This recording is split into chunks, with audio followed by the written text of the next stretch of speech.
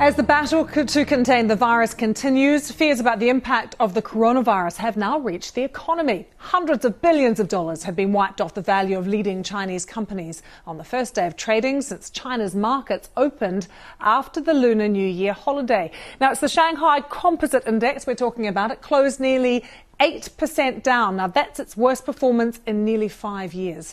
The slump coming despite the Chinese government injecting more than $170 billion into the markets to try and ease investors' concerns.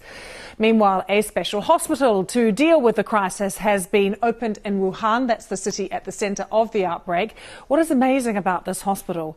It was built in just 8 days. The 1,000-bed hospital, one of 2 dedicated facilities built to help tackle the outbreak. We are expecting the second one to be finished on Wednesday. More than 360 people in China have now died from the virus. More than 17,000 people have been infected. And in Hong Kong, medical workers have been striking to demand the closure of the border with mainland China. There are real fears of the virus spreading into the territory. And in the last few minutes, we've been keeping an eye on a press conference from Hong Kong's Chief Executive Carrie Lam.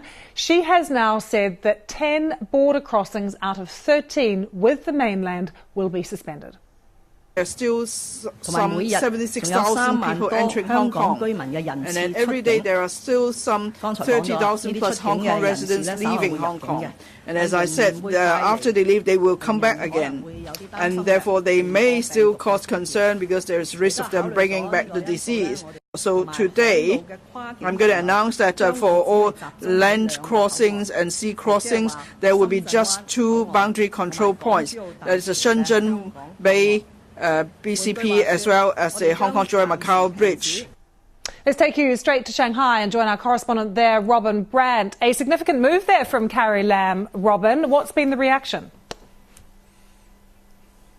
Well, you're right. Further restrictions put in place by the semi-autonomous government there in Hong Kong. First, they reduced air traffic coming from the mainland to Hong Kong last week by about 50% and shut down various other ways of getting into Hong Kong. Today, they've gone even further, now just leaving 3 ways to get into Hong Kong from the Chinese mainland. The first is by air into the main airport. The second is through the Shenzhen Bay area. And the third is through that newly built bridge opened last year that links Macau, the Chinese mainland and Hong Kong. So they're trying to restrict the areas, to restrict the travel, but also so they can create these bottlenecks whereby they can assess people going out, but of course, more importantly as well, coming in. I mean, the context here is that Hong Kong is a travel hub, obviously, a huge number of people going through it, so that presents a concern with spread, many of them from the Chinese mainland, but also during the SARS outbreak some 18 years ago, Hong Kong was hit disproportionately hard, and that's why I think it is even keener to take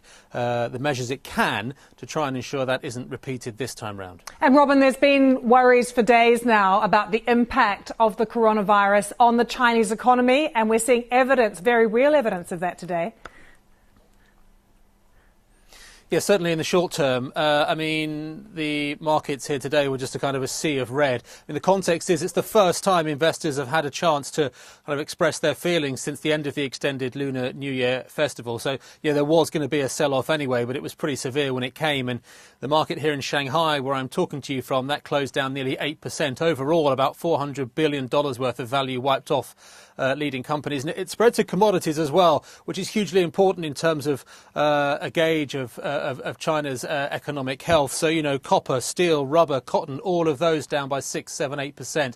This is a barometer not so much of how investors think the Chinese government has dealt with or is dealing with the outbreak, but about the future and about the impact they'll think it will have on China's economy.